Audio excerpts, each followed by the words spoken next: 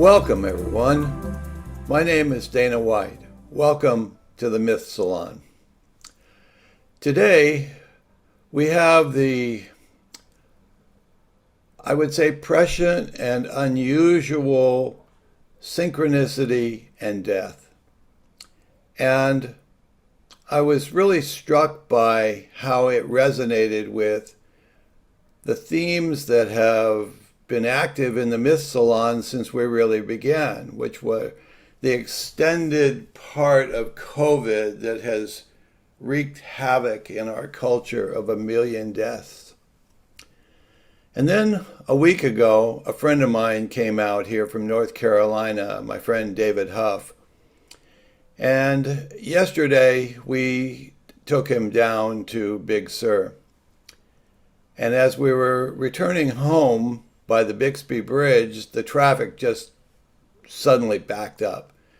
And it became apparent after about an hour that this was not just traffic going through one way and the other way, but that there was something really serious happening. And apparently what they did was they cleared the road away, and a motorcyclist had a collision with a car, and he was killed. And it had a profound effect upon me because I thought of the motorcyclist that I knew, and it was a beautiful day. You know that this motorcyclist was just enjoying PCH and just enjoying what was an otherwise beautiful day when it came to this abrupt end. So I'm struck by how something happens in an instant, and then other things prolong. They drag out for days, months, years. And death is a part of a lot of that. Having served in Vietnam, I was very conscious of the fact that not everybody comes home. So I would like to open up the Myth Salon with a short ringing of the singing bowl. And let's think about those living, those who have passed on. We're all going to converse with eternity sooner or later.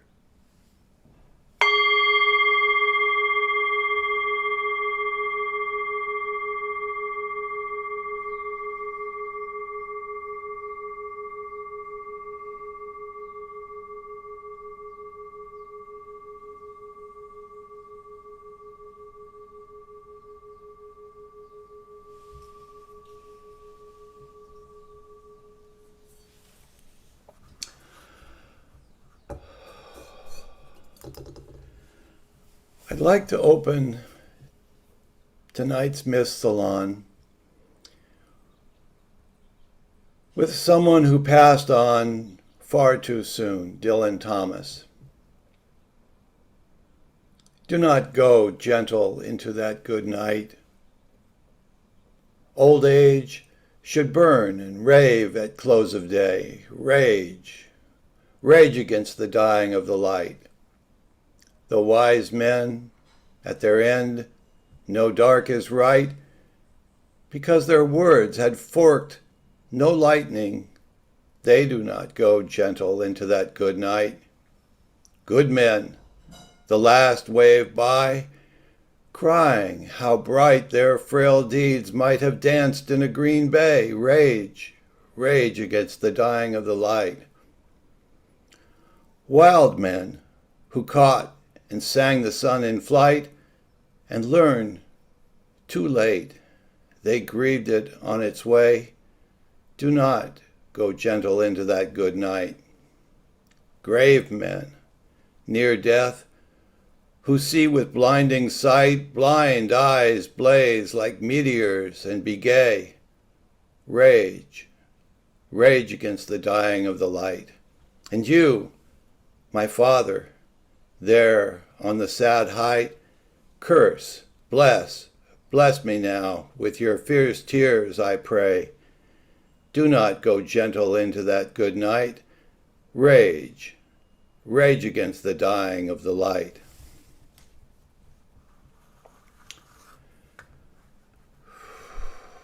Heavy, heavy. So I'd like to turn it over to Will now. And let's see if we can throw some perspective into the paradox of synchronicity and death. And I'm so honored to have our good friend Rob Hopcke back with us. So go for it, Will. Thank you. Thank you, Dana, and for the wonderful reading of the poem that I think many of us in my generation only got to know through the movie Interstellar, where the projection of a journey into death is seen into a journey into a black hole. It's my honor and privilege to introduce our panelists tonight and our guest. You all know Dana White, host of this Myth Salon, producer, publisher, and contributing member of Pacifica's Myth faculty. You'll want to check out his YouTube series on the Tao. My name is Will Linn. I host the ZDF and Sky TV series called Myths, The Greatest Mysteries of Humanity, and moderate these Myth Salons. I also run mythhouse.org and chair the general education department at a film and performing arts college in LA called Hushin. Dr. Dennis Patrick Slattery is a distinguished emeritus professor in the Mythological Studies program at Pacifica Graduate Institute. He is the author, co-author, editor, or co-editor of 30 volumes, including 7 volumes of poetry and 1 novel. His latest collection of essays is The Way of Myth, Stories, Subtle Wisdom. His paintings, pottery, blogs, books, and upcoming events can be found at DennisPatrickSlattery.com.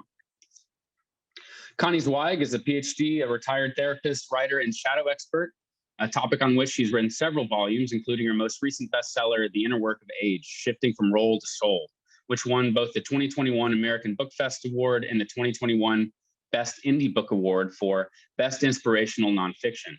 Connie is also leader of Pacifica's conference retreat on The Inner Work of Age Continues, Becoming a Good Ancestor, which I'm so honored to present this year with you and Dennis and Ken Wilber. Vorris Nunley is a professor at the University of California, Riverside, who teaches rhetoric, philosophy, and literature.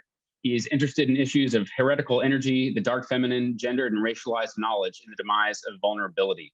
His most recent presentation was a Sophia Center seminar on the monstrous, women, and meta-narrative, where he addressed the Adam and Eve myth in contemporary culture.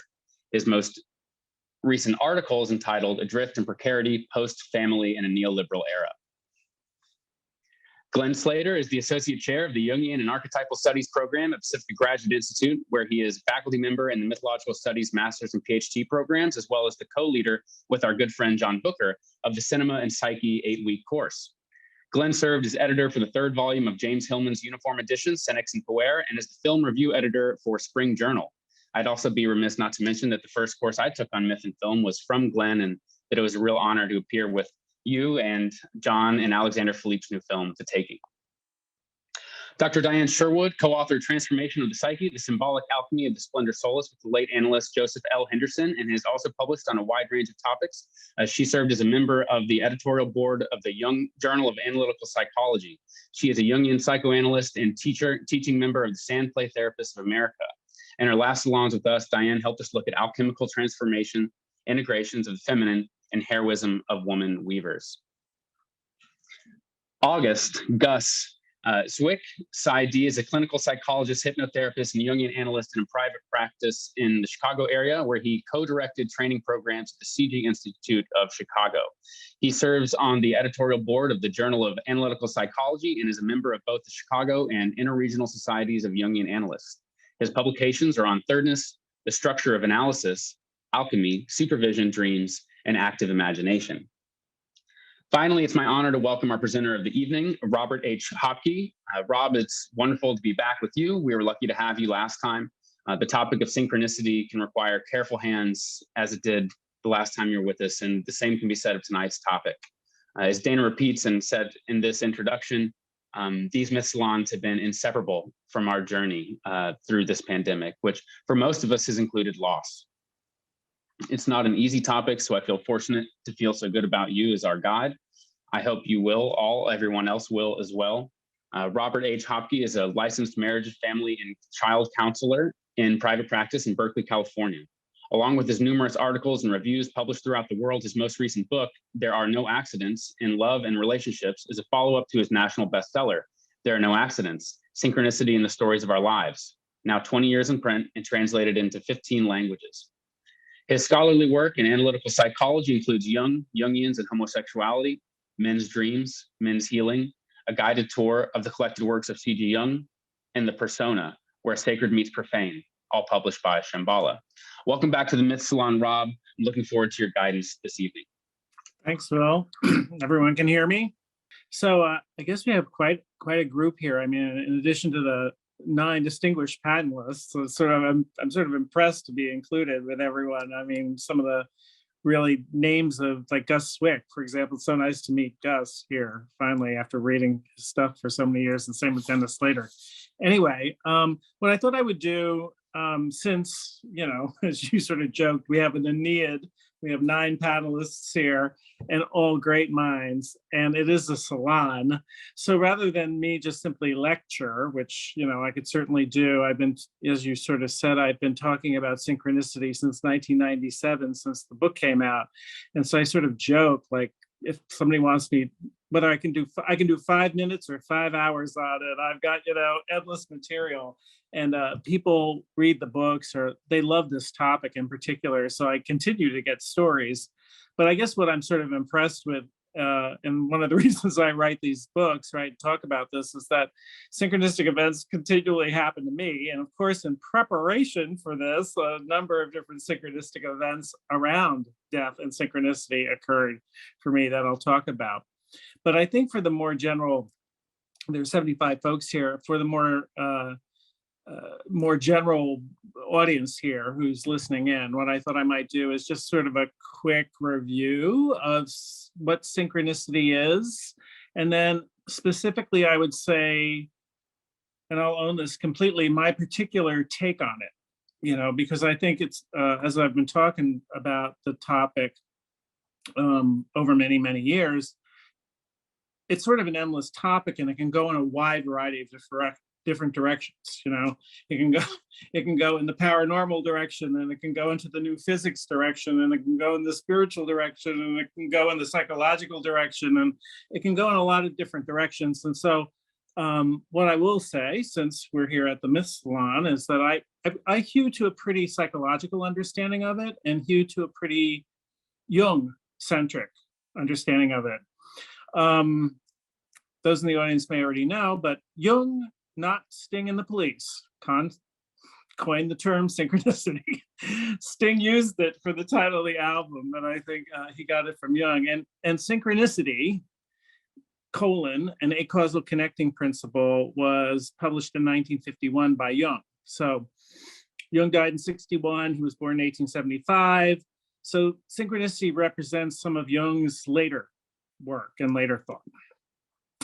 Which makes some sense, because as you can kind of hear from the title, it's a concept he came up with that in a way connects a lot of different aspects of his own theory and his own experience. And people often go to memory streams and reflections to become acquainted with Jung.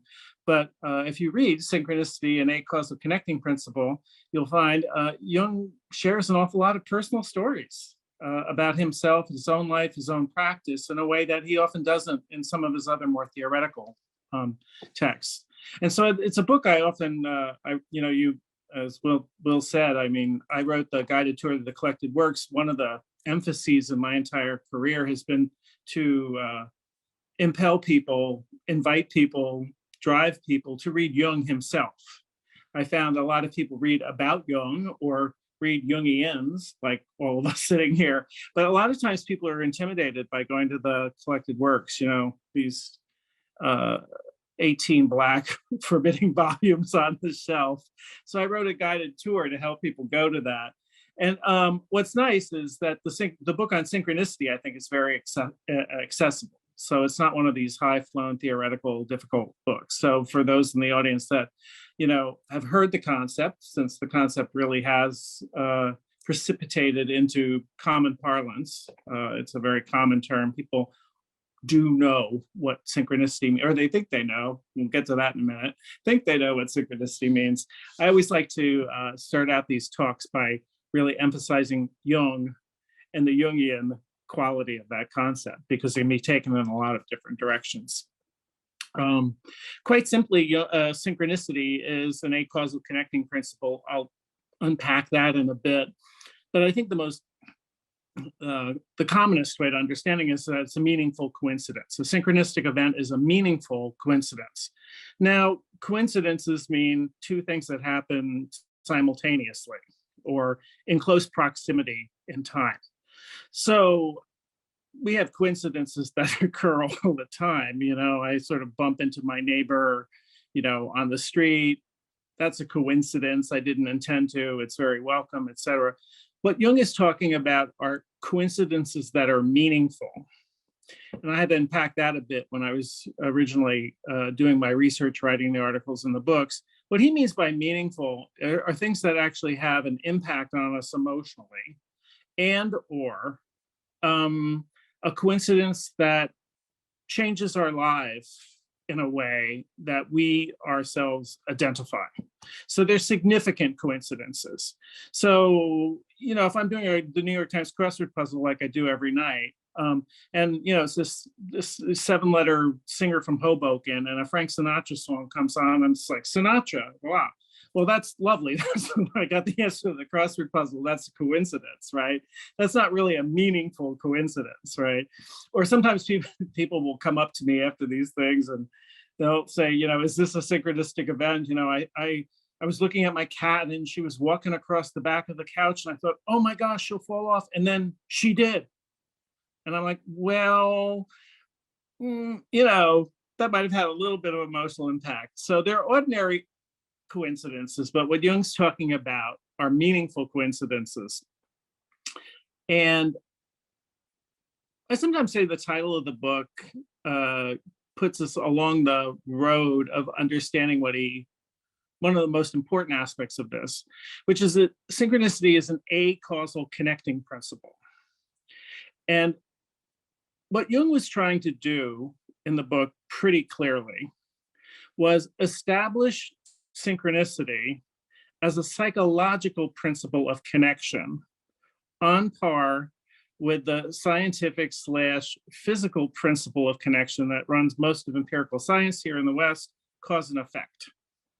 So when he calls it an acausal connecting principle, what he means is that these are meaningful coincidences that we ourselves did not intentionally bring about, but they are random events that we experience as meaningful. We make the connection.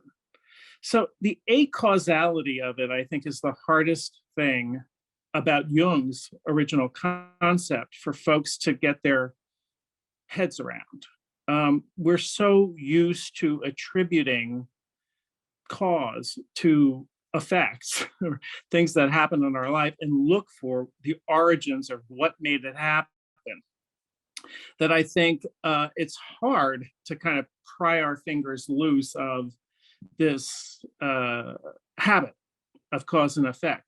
And yet Jung wanted to uphold the importance of our inner life and the way in which our psyche, our non-material being, connects the events that occur to us, which are random and coincidental, into a set of connections that give our life significance. And so that's certainly what we do, I would say, in the course of a general analysis. What we do is we go into the analyst, we lay down, we discuss our experiences, and slowly we weave together through the various events that have occurred to us, past, present, potentially future, a set of meanings, a set of significance, a kind of coherence to our life.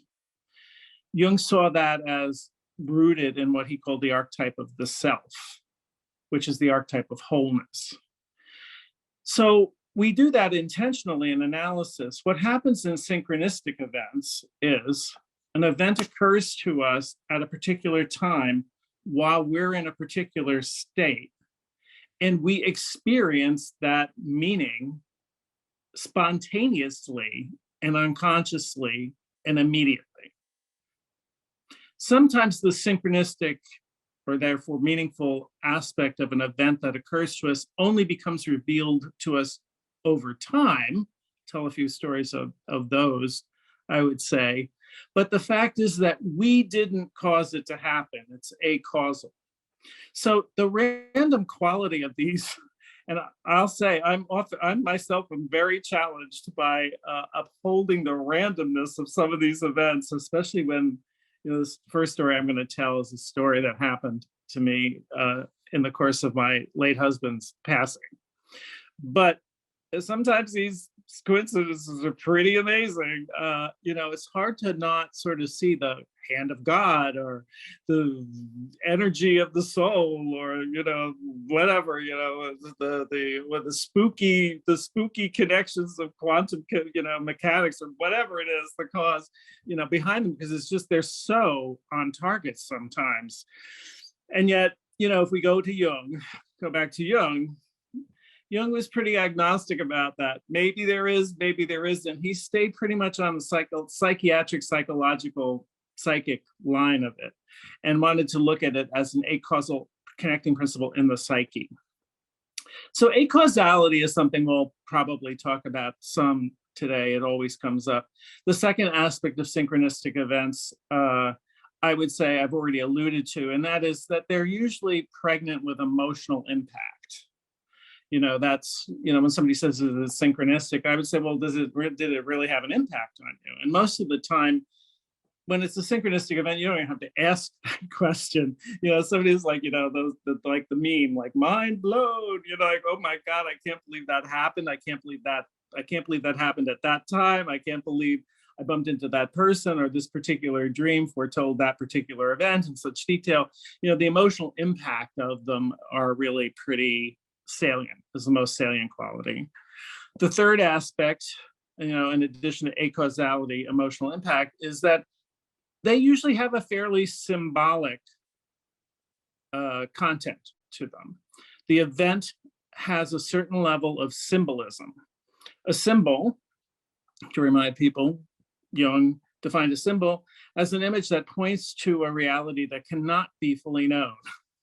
In other words, a symbol is the representation of something that is somewhat mysterious, and yet it has its own shape, it has a form, it has some content to it.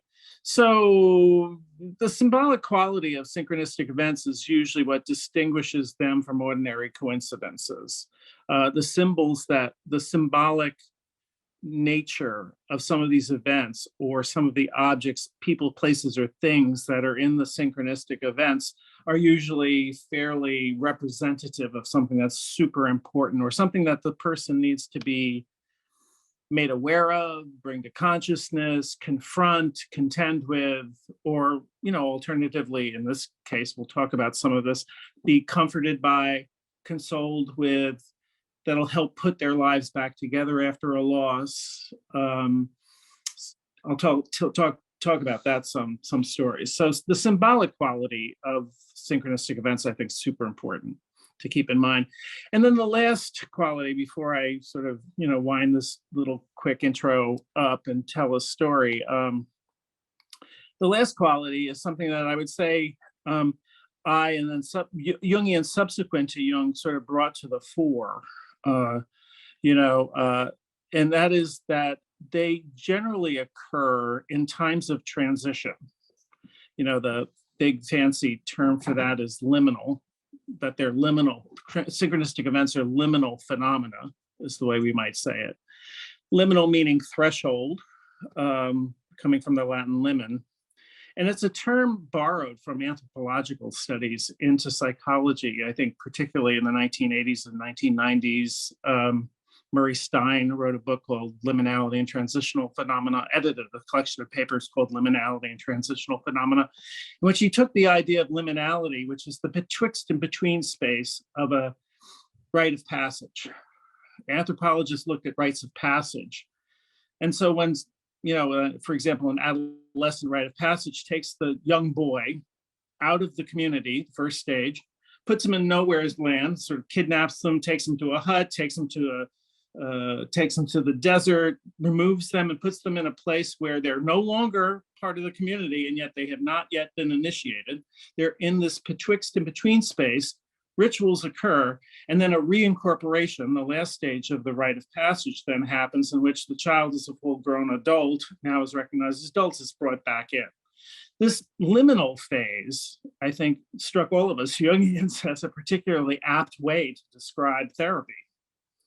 That therapy, in a way, is a liminal process. We remove ourselves from our regular life. We see this person we see nowhere else in our life, our analyst or our therapist, right? So we're removed, and we suspend our previous identity for the hour or the process of therapy so that we might imagine being changed, transformed, process our material in some way so that when we leave the office, we're in a different space. So the liminal quality of therapy, psychotherapy and analysis, really is what struck us Jungians back in the day. And so we've adopted that term. And so I think I always like to talk a little bit about where that came from history-wise, because it's such a common way of thinking now, and it's such a common term that, you know, I think it's good to kind of root it in a little bit of history conceptually. So synchronicity, I would say, in a way, is kind of a liminal phenomenon par excellence. It's a very helpful concept, because a lot of times when a synchronistic event occurs for someone, a meaningful coincidence, and they're sort of overwhelmed by either the emotional impact or the symbolic import, you know, the numinosity of it, that is to say, the sacred quality of this. It's helpful for me as a therapist, or for me as a person when I'm working with my own material, to think about what is the transition that the synchronistic event points to. Am I in a transition I didn't know I was in? Am I being transitioned from something I didn't want to leave into something else? Or in the case of our topic tonight, which is death,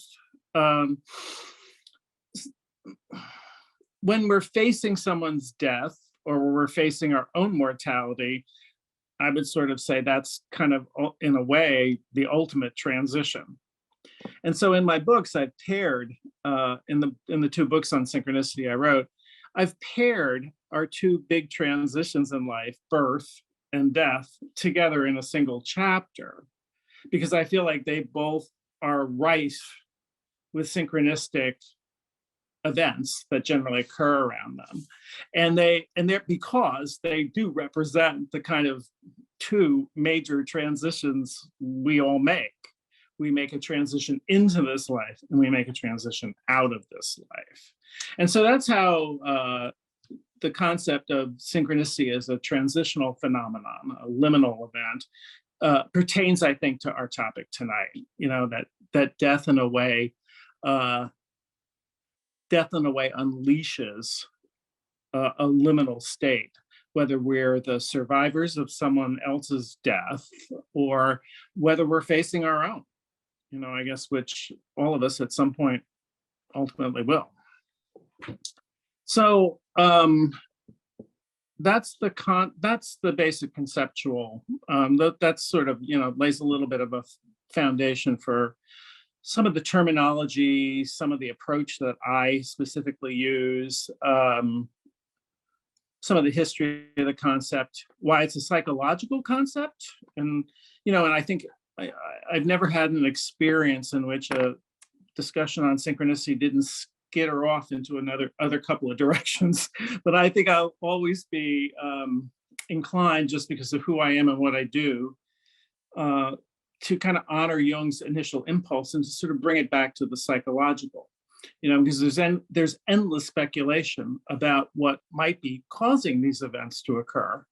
But I think in the end, we set that aside and turn around and look at what the interior or psychic meaning event, psychic meaning or effect of the event is on us. So my story, the story I'm going to start off with, kick off the night with,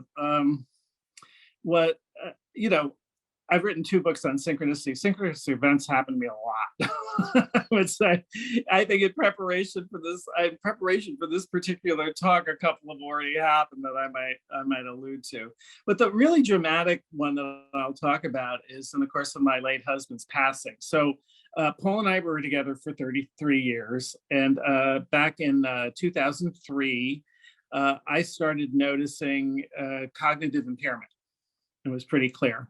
I had run an HIV prevention program in the city during the 80s and 90s, sort of a little bit of a specialty on HIV dementia. So I was pretty up on my cognitive impairment. And it was kind of clear Paul had some cognitive impairment. We weren't clear on at the time what it was, but we thought it might be a medication issue. He had just gotten on a statin. We didn't really know what it was. So it took about 1.5 years for it to finally manifest itself in such a clear way. It was very clear. It was early onset Alzheimer's. That's what it was. And he was at the time 54. So that was in 2003. And so it was unusual.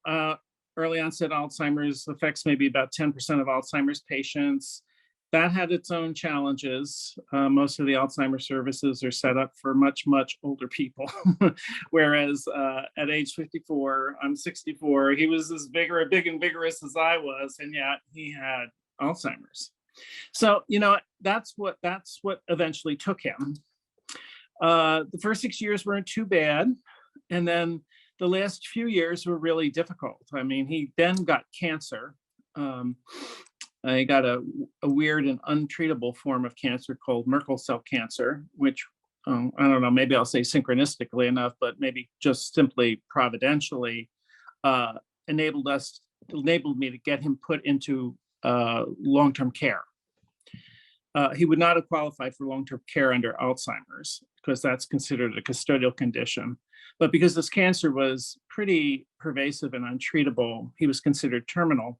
And so we got to put him in, I got finally, after I would say 8 years of home care by myself, got him in a local skilled nursing facility here in Berkeley. So that was great. I finally felt like, okay, finally, he's taking care of a team of professionals instead of me trying to take care of him.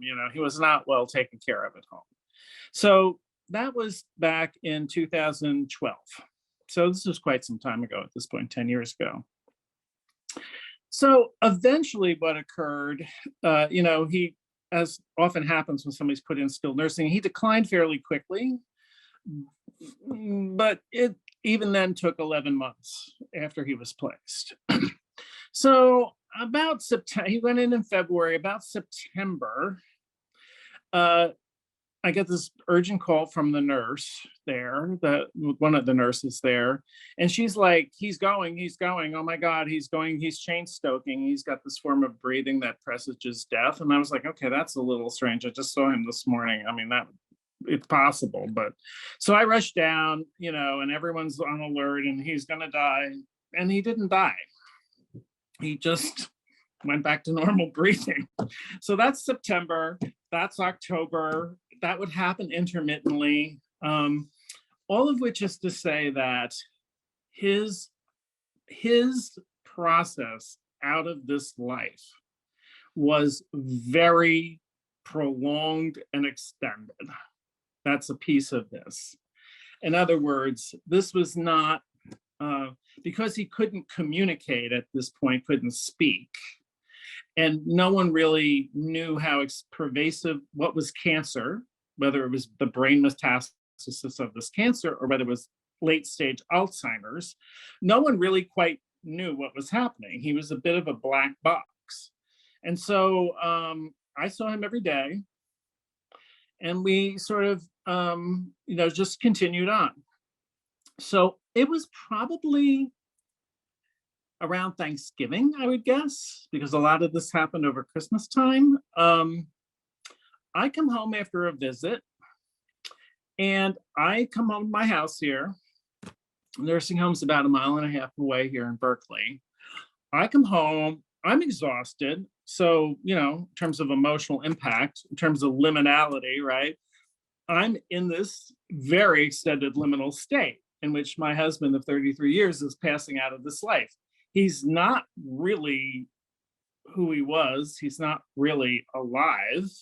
He certainly isn't who he was, and yet he's not dead. He's not gone yet. He is in a very extended liminal passage out of this life. I sit down on my couch here, kind of in the front room, and then all of a sudden, all the lights in the house go on at once. Like lights I never even use. Like the overhead light in my living room switches on. The canister lights in the kitchen, which I never use, go on. A whole bunch of lights just go on. I go into my bedroom, the overhead light in my bedroom, which I never use, likewise is on. You know, I mean, I never use an overhead light, you know, it's like too harsh on you. I never use, I look terrible in an overhead light. Don't use an overhead light, right? Never use an overhead light. They're all on. All right. I go to the switch to turn it off and the switch is off and the light is on. So I'm like, okay, how do you turn a light off that's already off?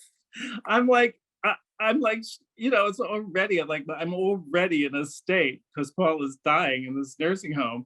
So I turn the light on, I turn the light off, it turns off. I do the same in all the other ones. And I'm, of course, freaked out. I'm like, what the heck is this, right? I call my sister. She's like, he died, you know, and I'm like, well, maybe. So I hop in the car and I go right back to the nursing home thinking that, oh my God, you know, like he died and that's what happened. You know, there was this huge release of energy, turned all the lights on, etc. Well, he hadn't died. He was just laying there sleeping in bed. And I'm like, okay, that's just really weird. And I'll just say to y'all, that has never happened again. That only happened once. So this isn't like, you know, my 1907 faulty wiring in my house, like blew it, nothing, it only happened once. So then what begins to occur is my doorbell rings and there's no one there. So I have a doorbell. The doorbell starts ringing. I go to the door. There's no one there. No one has delivered a package. Nothing ever happens. It happens so frequently, I start to keep a log of when this is occurring. You know, being a clinician, I'm like, okay, let's keep notes. So I keep it, you know, it happens between 2 and 4 in the afternoon. Doesn't happen at other times. It happens about a dozen times. I don't know who's coming to visit. I don't know why the doorbell's ringing. I replaced the battery in the doorbell, thinking that maybe it's, you know, the battery's getting low, it's malfunctioning. Didn't change things. It just happens.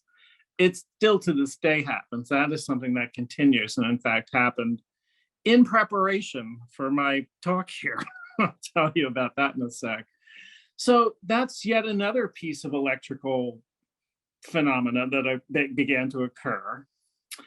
I'm sleeping one night and suddenly there's this light shining in my face. And what has happened is that 2 rooms away, the bright halogen light of my living room somehow went on by itself and is shining on my white shower curtain and shining into my eyes while I'm laying in bed. I'm like, okay, who turned the light on? I couldn't figure that out.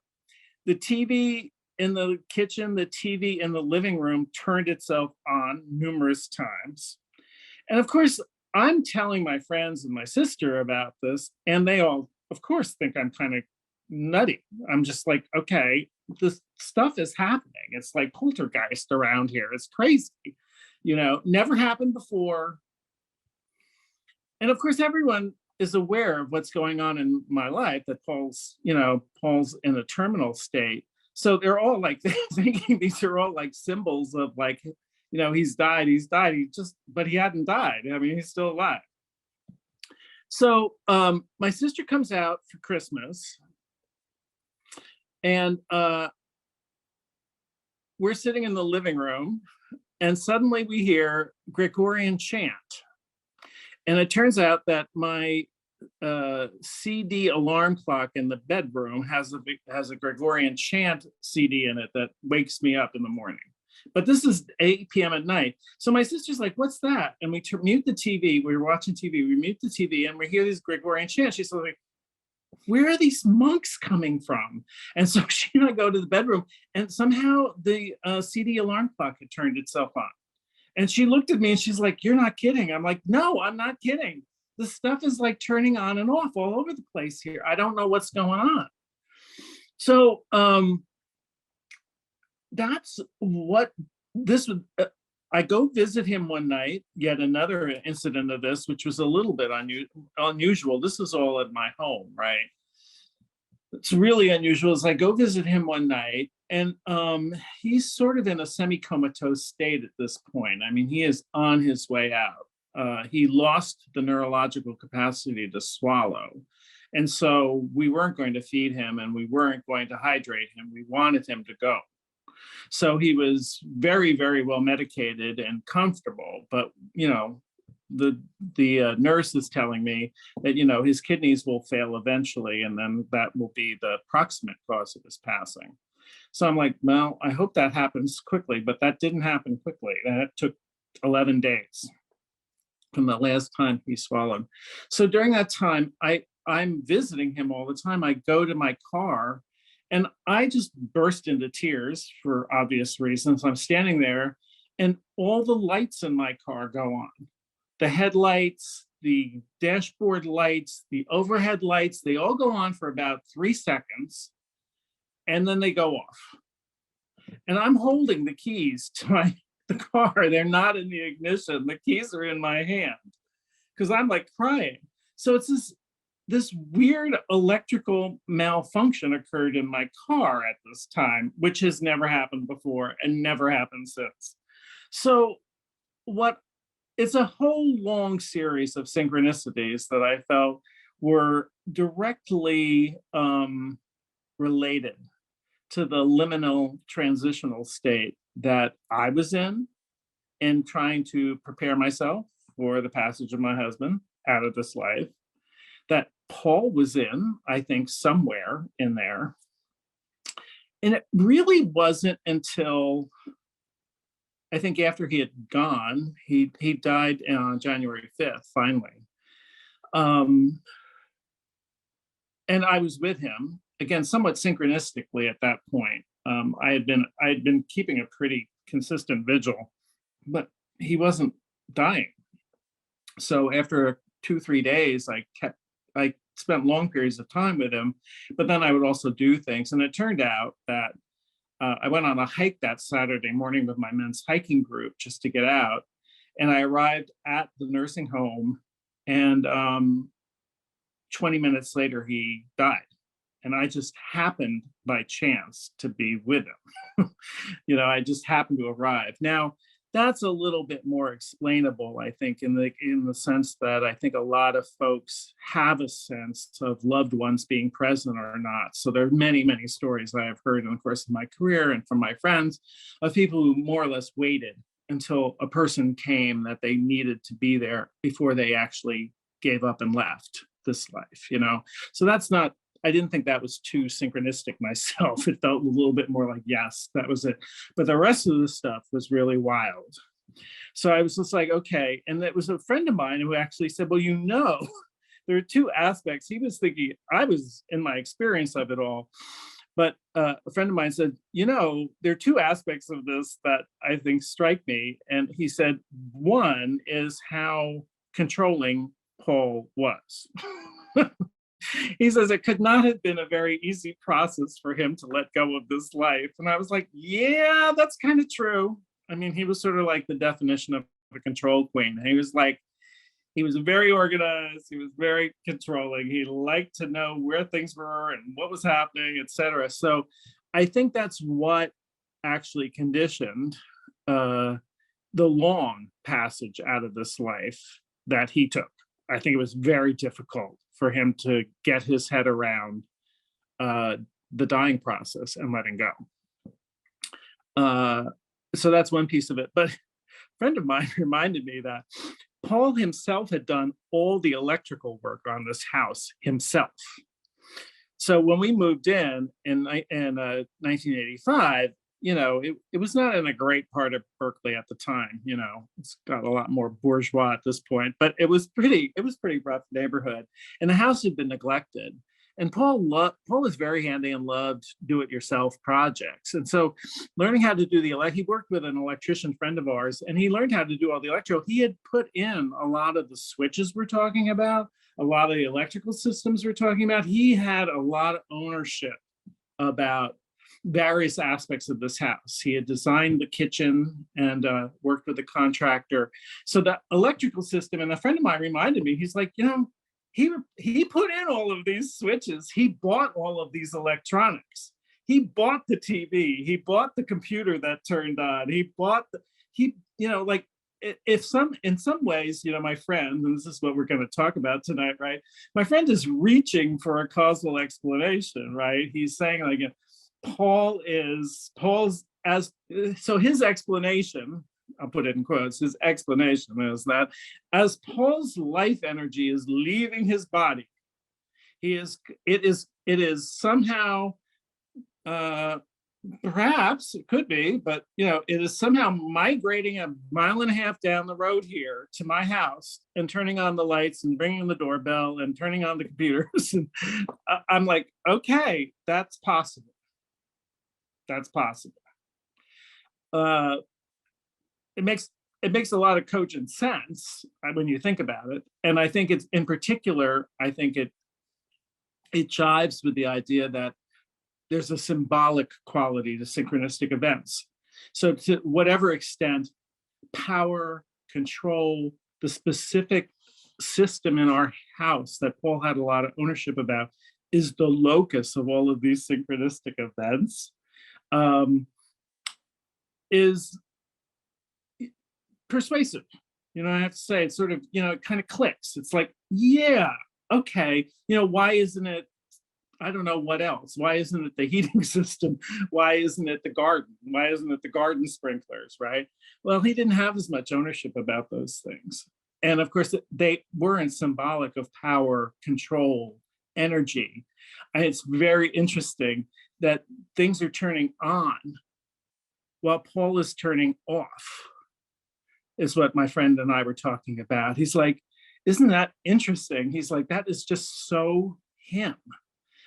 Like if there's one last moment of living that he's gonna do, if there's one more moment of on, he's gonna grab it, And then I thought, in my own thought about it, in a way, initially, because it's so startling, and it was so so startling just on the face of it, as well as just so like almost assaultive, right? It did feel a little bit, the word that comes up on synchronistic events a lot is uncanny, very, very uncanny, right? Uncanny meaning like unknown, like no, canny, we don't know. So, but what slowly has kind of come around for me since his passing is what continues to occur. And what continues to occur is the doorbell. The doorbell continues to ring at very synchronistic moments. So the doorbell rang out of nowhere twice this week. Once Dana can say, I wrote to Dana when I was writing the email to Dana, thinking about telling the story, right? And I'm like, how, great, I'm on for the 19th, and how long does this go? As I'm writing this, thinking about synchronicity and death, the doorbell rings. And I'm like, okay, guess who's coming back for a visit? Somebody's there.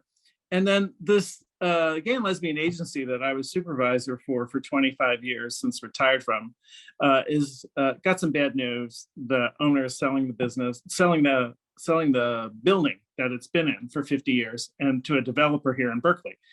And so they're going to have to find another space. The old building is going to be demolished, and a new condo complex, like dozens and dozens that have gone up here in Berkeley, are going to be put in its place. Paul was a photographer, and I donated a lot of his photography to the Pacific Center to decorate their walls. And so I as I'm writing the new executive director saying, you know, I just heard the bad news, and you're new there, but you know, a lot of my husband's artwork is on the walls, and rather than have that just be thrown out, why don't I come and get it for safekeeping? Ding dong, the doorbell rings. I'm writing this email saying, can I go get my late husband's artwork? And the doorbell rings. So that is a kind of synchronicity, I guess. What I'm thinking about with regard to synchronicity and death in particular is that there are synchronicities that presage death. They prepare us for the reality of it. Then there are synchronicities that occur at the moment of death that I hear about, and that some of you undoubtedly have stories of. And then there's a set of synchronicities that happen to the survivors after death, that in a way I would say are often consolatory. They provide a certain level of reminder, consolation, aid in transitioning us to living without our loved one. I end both books with the same story of a client of mine named Charlotte, whose son had come to visit for Christmas vacation here in Berkeley, and on his way back to UC Davis, where he was going to school, was killed in a car accident. And you know, that was the proximate reason she was in therapy with me. It was just such a horrible experience, you know, losing a child at that age, and then losing a child in an accident. It was just a little bit like what Dana was sort of saying, like when somebody loses their life in that way you're not really prepared for, it's tragic and devastating, and even more so when it's your child. And so she just really couldn't rouse herself out of the complicated bereavement process that she was in, which is one of the reasons she saw me. And then in the course of our first year, actually our first few months, what happened was she came in and she looked pretty different. I would say she looked pretty at peace. And I was like, what happened? And she's like, you can't even believe this. She said, so I'm sitting there with all of Todd was his name, Todd's pictures out. And I am just overcome with emotion. Like I can't get out of this state. I'm crying about it. And I think to myself, she says to me, I'm thinking to myself, if I could only just hear from him, talk to him, see him one more time. And she says, the doorbell rings. It's my postal worker, and he's got this like ratty-tatty envelope that's kind of falling apart that looks like it's been through the war. And he's like, I didn't want to leave this in the mailbox, it's falling apart. She looks at it and it's from her son. Now this is 6 months after he was killed. And she's like, what? She sees his handwritings on the envelope, and it's the return address of his address at school. What had happened was, on the way out of town at Christmas, her son Todd, evidently, I mean, we were having to piece this together, had stopped at, this is now back in the early 90s, right, at a 1-hour photo developing place, had gotten the pictures of the Christmas vacation developed, thrown them in an envelope with this lovely letter to her and her husband about how grateful he was that they were his parents, and how even though he's, you know, becoming much more independent and moving on, how grateful he was for the Christmas time. And he stuck it in the mail. He hadn't put enough postage on it. So the Postal Service returned it to his dorm. Of course, he's been killed, so he's not at the dorm. No one picks it up. Eventually what happens, somebody realizes that it should be forwarded to his mother. They go to forward it to his mother. It goes back to the school. She tracked this all down subsequently. She kind of, why did this take 5 months to get to me? But the point was that it arrived at this very piquant moment of her grief, just when she needed to hear from him. And she's like, she said to me, it just changed everything for me. There was a way in which the synchronistic event, this arrival of this package of pictures from her son who had been killed, 5 months delayed, reminded her that in a way, even though he was gone physically, he was still here. He was still with her. He still had an existence. He had an existence for her internally, emotionally. And she also sort of said it, she says that there were still physical manifestations of him on earth, even though he was not physically here. Here is an envelope in his handwriting with pictures of him, like this really very concrete and material evidence of his existence was now literally handed over to her and put in her hands. So that's an example, I would say, of a synchronistic event that occurs after someone's death, that has had, at least for her, a consolatory meaning for her. And I think, as I wind up my little talk and open it up for sort of a panel discussion, I think that's the essence of synchronistic events, and I think how it pertains particularly to the topic of death. Death, our death, the death of loved ones, takes apart our life. It disintegrates our life. It is a traumatic event. Things come apart. The continuity of our life is interrupted. The continuity of our love or our relationship is ended. It's interrupted.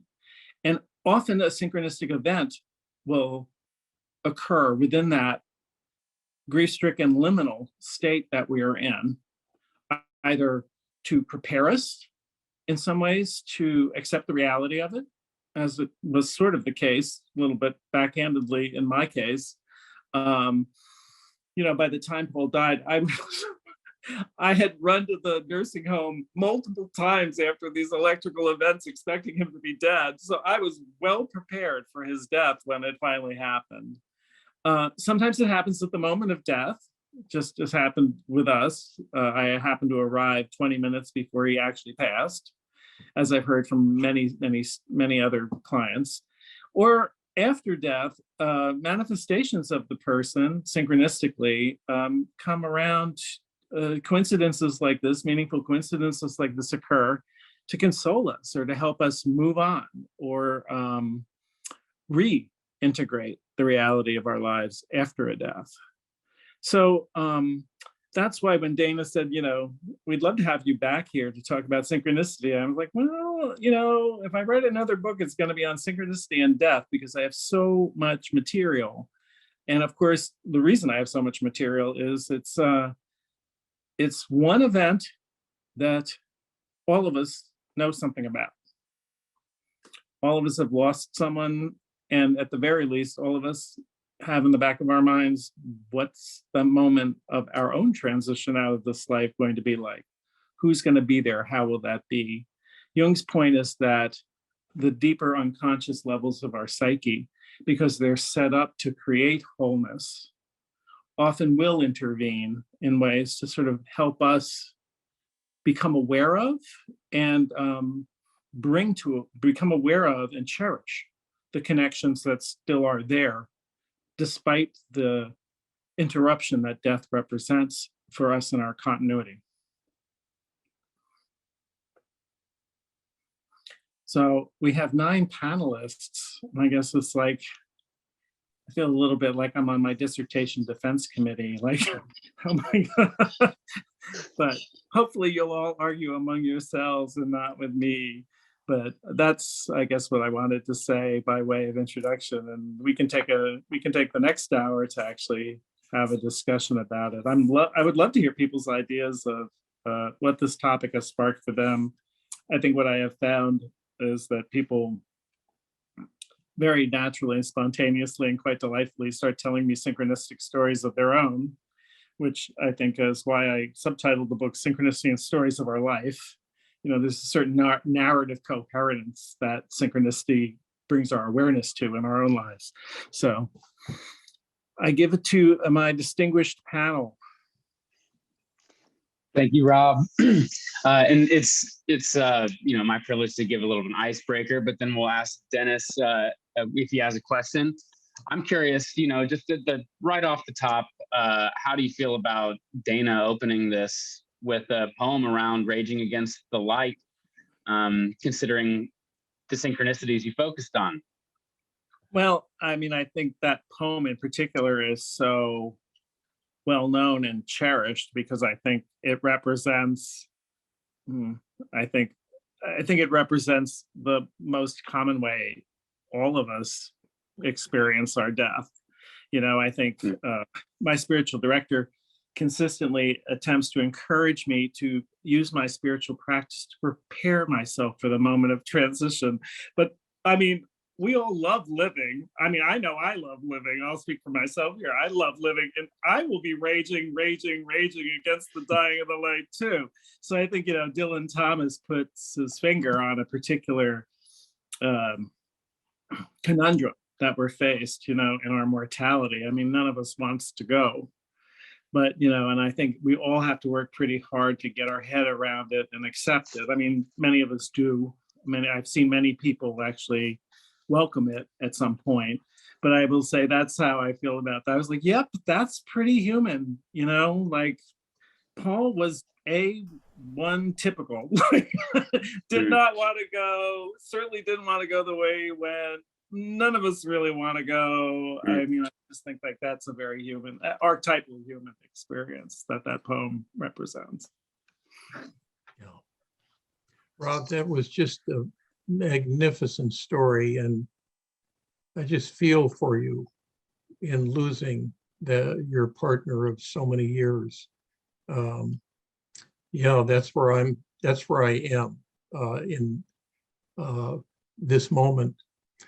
I am not alone in having many synchronistic experiences, in being called by books in my library that want to be reread, or a chapter calls to me, or a short story by Flannery O'Connor calls to me, and I just stop what I'm doing and go to it. And it's always thematically attuned to where I am right now. And that I've just gotten used to, but still wonder at, all the time, that it's like the books have a wisdom, and I love having them around me. I have maybe 7,000 volumes in the rooms in our home, and I can't part with them because they're friends. Sure. And some of them I've never read, but they're still friends, and they're still part of the Slattery tribe. But something happened to me synchronistically that I want to share with you and the group.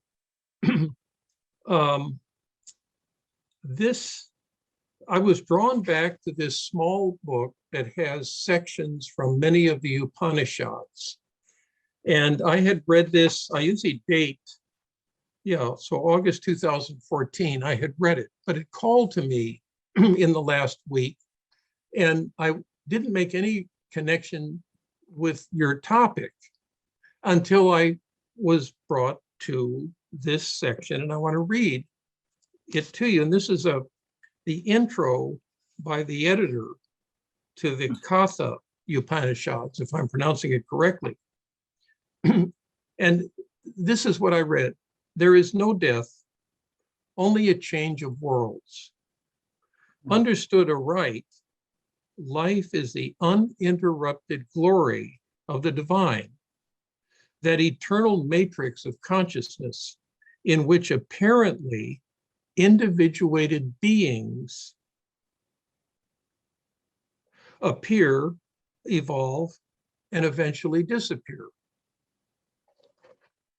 Time after time, until a born individual ceases to identify with the impermanent, separative ego personality and realizes this matrix to be the immortal self.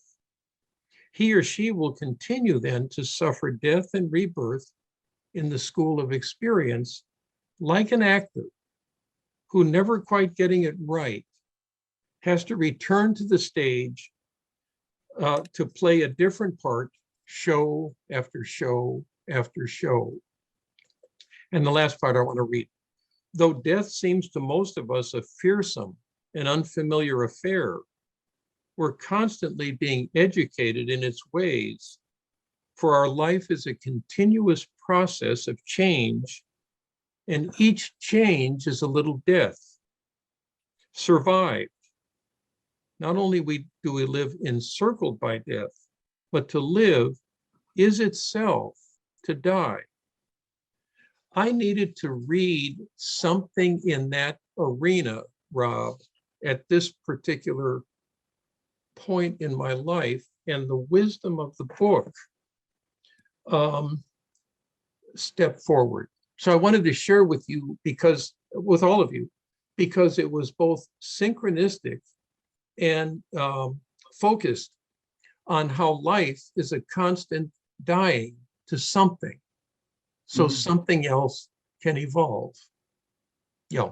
So thank you for your wonderful presentation.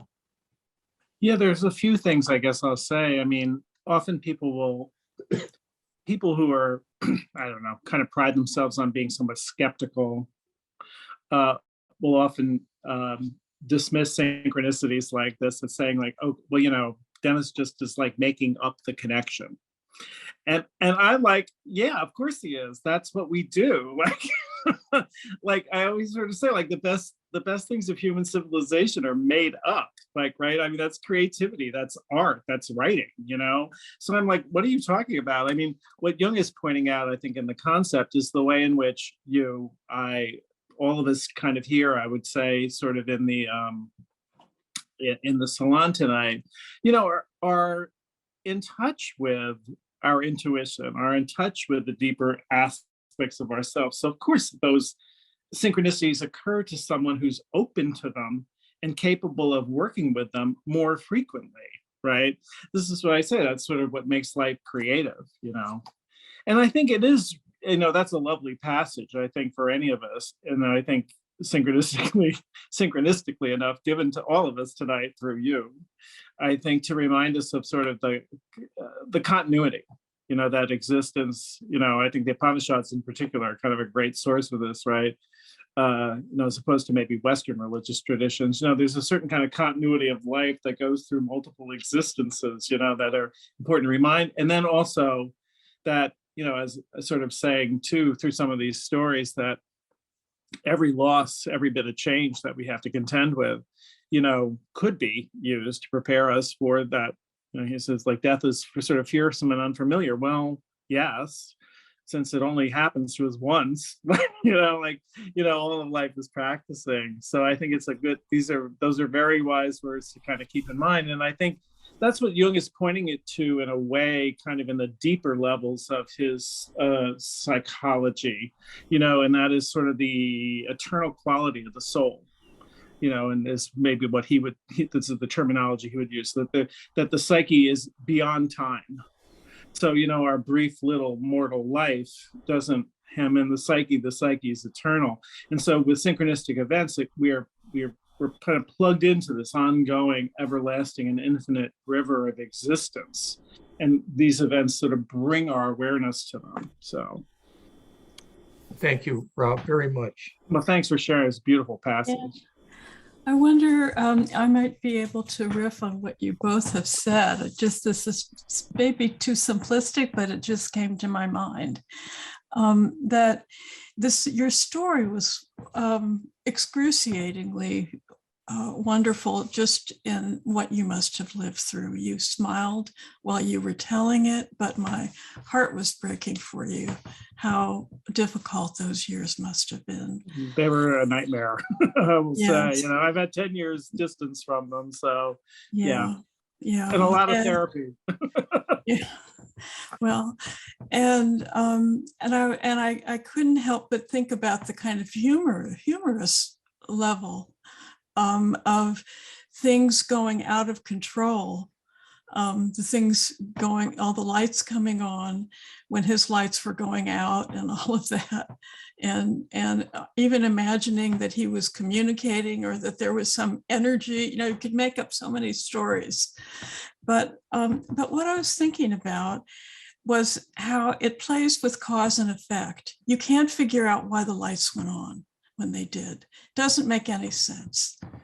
And our egos work with cause and effect. That's how we learn to get control of our practical world. And for me, synchronicities happen when I'm in the world that Dennis was just reading about. When I'm out, when my psyche or my awareness isn't in that ego mode of cause and effect, and I become, then other things seem to come into my awareness as if they're actively seeking me out and happening to get my attention as meaningful, as if they are part of a non-causal matrix of things.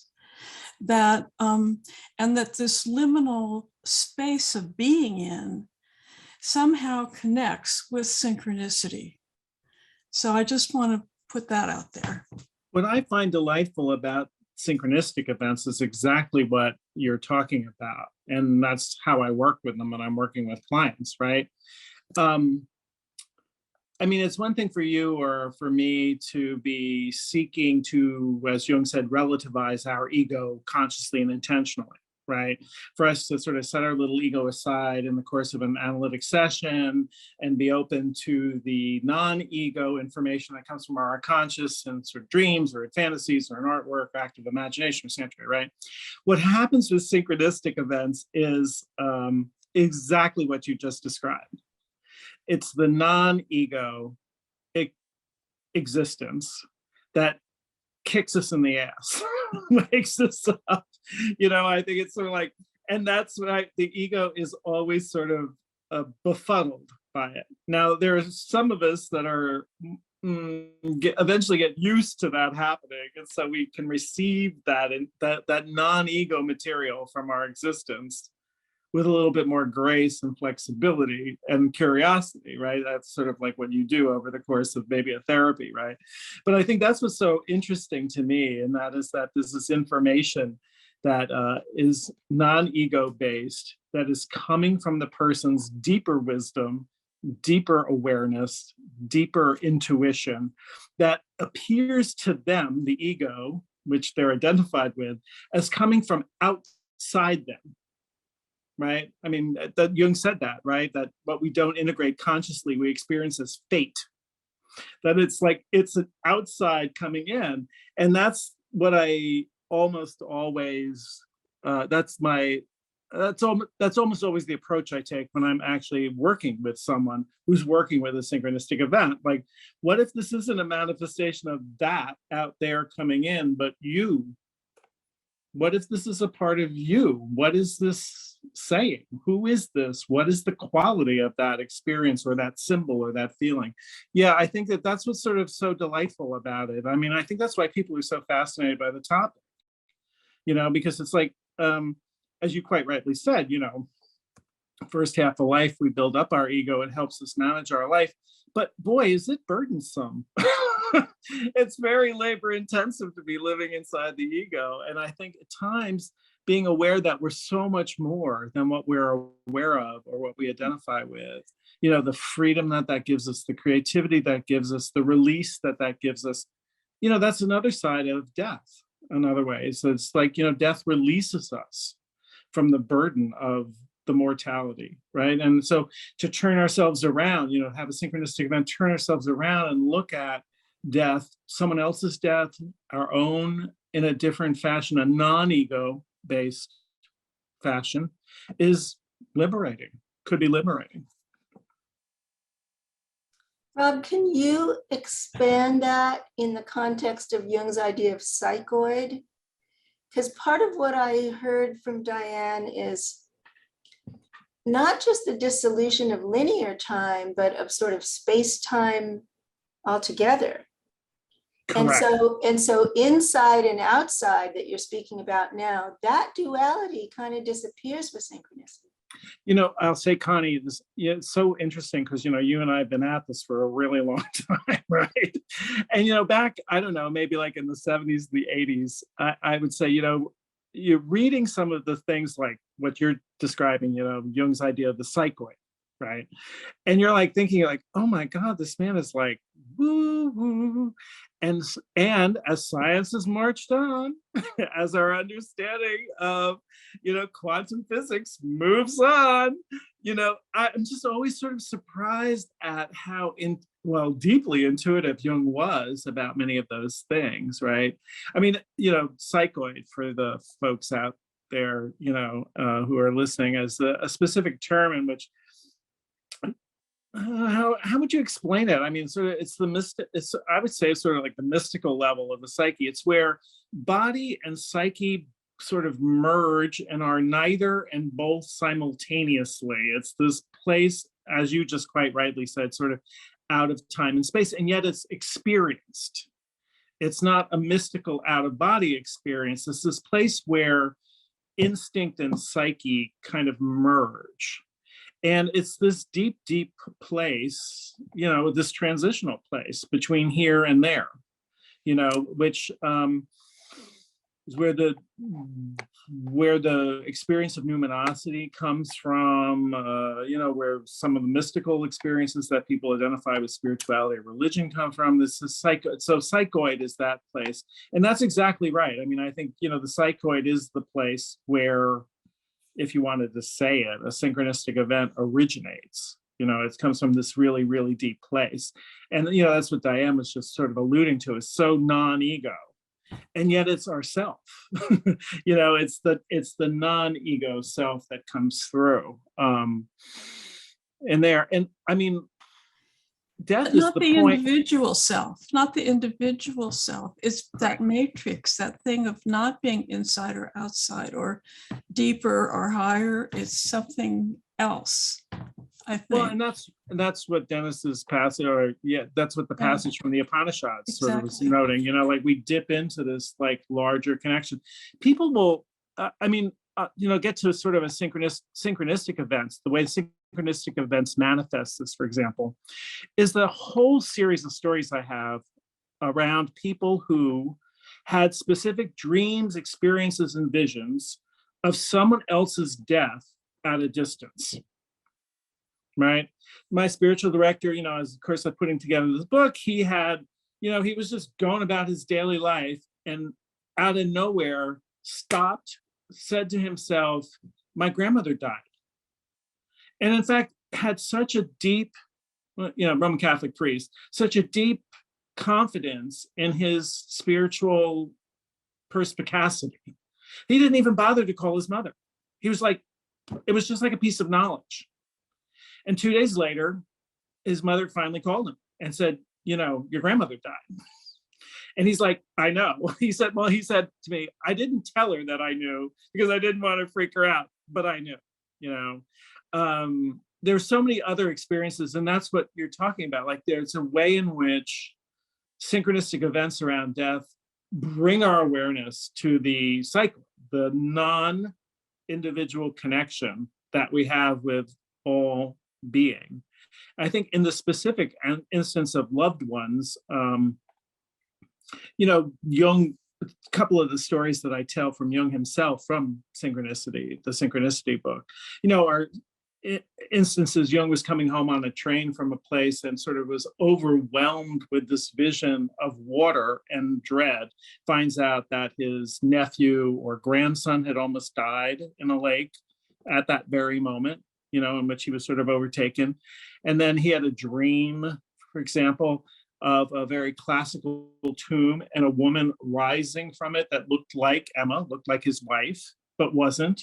And it turns out that morning they got news that her cousin had died. So there's this way in which the premonitory, sort of prophetic, or even telepathic quality of some of these synchronistic events around death put their finger right on what you're talking about. Like they bring our awareness to the way in which we walk around in our individual self, but actually on the deepest level, we have connections. A really dramatic story of my own that I tell frequently is I was seeing a client, this is now back in the early 2000s, and he is somebody with HIV but he wasn't in therapy because of that. He was in therapy. His father had died and he needed to do some grief work. We did some grief work. He sort of got his way through it and he left therapy. It was like a short 9-month supportive therapy experience, right? And then I would say maybe about 6 months later, I have this really vivid dream of him in which I see him. I can still see this dream, right? Now, this is 30 years later. I see him laying in a bed in a hotel room somewhere near the ocean. And that's all the dream is. It's just a vision of him in bed. But the atmosphere of the dream was really overwhelmingly anxiety provoking, full of dread. I wake up, I write it in my little dream journal and date it. And I think, I'm really strongly inclined to call him, except I haven't seen him for like 6 months or 9 months. And I'm like, I don't know, maybe your therapist shouldn't be crazy, So I didn't call him and I'm like, all right, I didn't know what to say. I was going to say, I had this terrible dream about you. Are you okay? I was like, that's what I wanted to do, but I didn't. So time goes on. And I would say maybe about a month or two later, I get a call from him. And he comes in and he tells me about how he tried to commit suicide on the night I dreamt about it. He went down to Santa Cruz. He checked into a hotel near the ocean because he wanted to die hearing the ocean. He took a bunch of pills. This was back in the day, when the Hemlock Society gave you a recipe on how to kill yourself. So that's it. He put a plastic bag over his head. He was all prepared to go, except he didn't.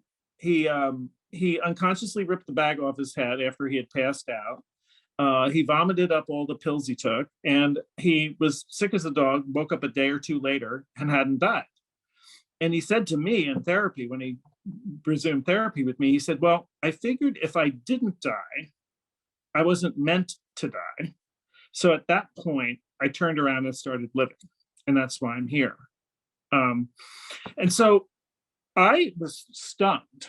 And I was like, when did you say this happened? And I had my bag here with my dream journal in it. And I obviously don't have occasion to do this with many clients, but with him, Richard, I pulled out the journal and I said, I want you to see what I wrote on the day that this happened. And I read him the dream. And we just sat there like, this was not a client I had seen for 20 years with whom I had a super, super deep relationship, This was a client I had seen for briefs and supportive counseling. He was dear to me, nor was I somebody who had an enormous place in his life, right? I was a helpful person. He had stopped therapy with me. The two of us were just like, we are connected. We're connected in this way that neither of us really conceived of. That I was given information unconsciously about your life and your death. And you, in this moment of extreme isolation in which you're going to put an end to your own life, you don't know how many people's lives you've touched. You've touched my life. I'm dreaming of you. You have a place in my psyche, and I have a place in your psyche. And so that experience, it was just stunning. I mean, it's again, one of these, once in a lifetime therapy experiences I have, and how many times can you actually document a synchronistic event, right? I'm like, okay, here it is. This is the date. I'm not making it up. That's the dream I had. It was pretty stunning. And it was one of those things that continually sticks with me on the point you're making, right? These synchronistic events point out the fact that at some point our connection transcends space and time. And certainly birth and death are one of those places where our awareness of that truth becomes especially acute. And it manifests itself often in a synchronistic event for that reason. Rob, I'm appreciating this conversation so much. And the thread that's with me is the paradox of presence and absence, particularly in these stories that you're talking about. And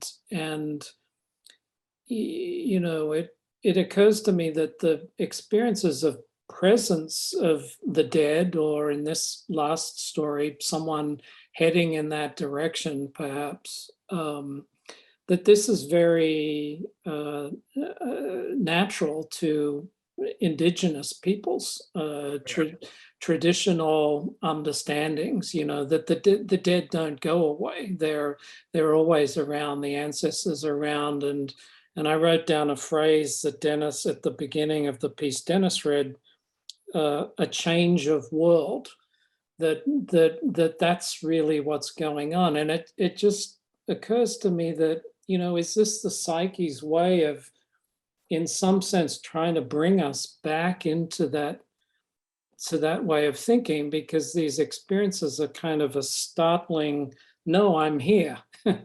I'm around. And as you said, that's somehow consoling, that helps the grief. It's the paradox, the person's gone, but on some other level that they're there, that they're present. And we seem to miss that sensibility somehow.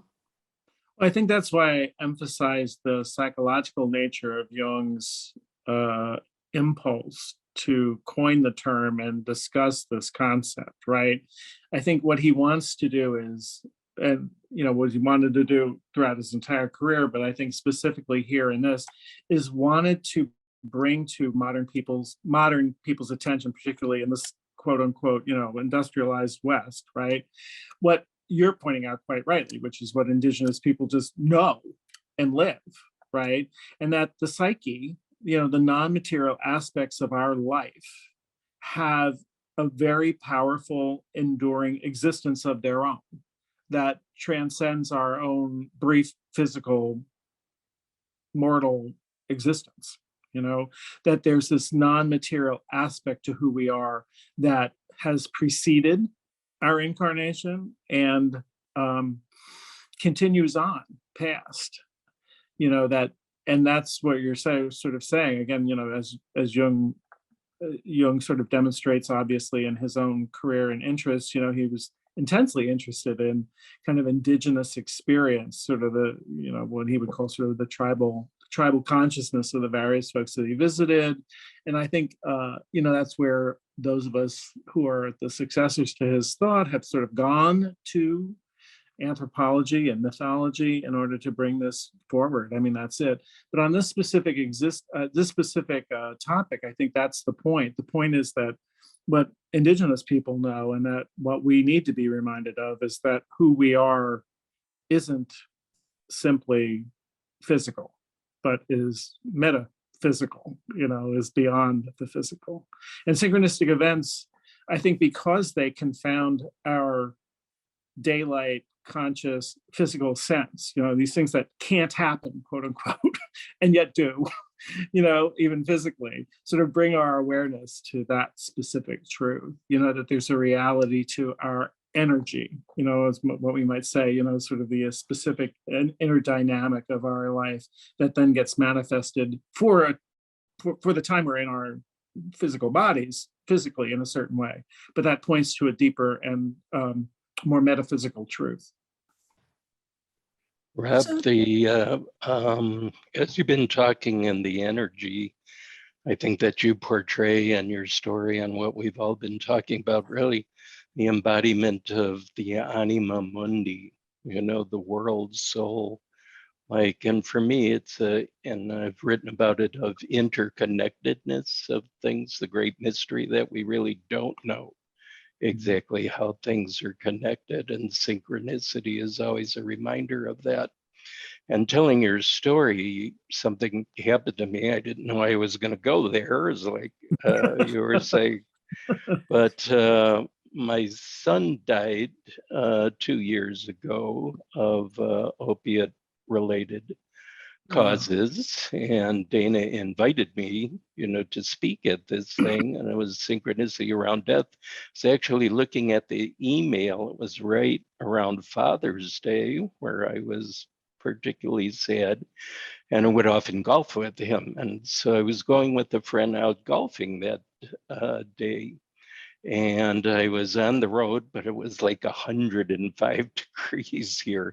And I'm going this whole way. I go, this is crazy. I should not be doing this, you know. I should take better care of myself. So I called my friend and turned around on the highway just to kind of, you know, where it ended up placing me. I had to go to the bathroom so bad. I was trying to get, you know, home before I would go, but I just couldn't do it. Pulled off the road into a gas station and restroom, and nope, we don't have one, right? Across the street is a Popeyes restaurant. I go, they gotta have a restroom here. And I go in here and you had to buy something before you could go use the restroom. So I ordered and I go to the restroom and I come back and I turn the corner and not a similar, but identical to my son, a young man was standing in line there. Turned around unexpectedly 2 feet apart.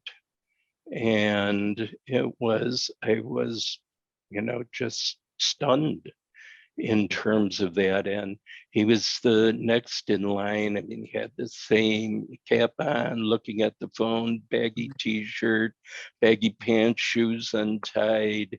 I was, you know, almost like breathless in this thing. And I hadn't paid. So I said to him, you know, oh, you know, I had to go to the bathroom so bad I hadn't paid.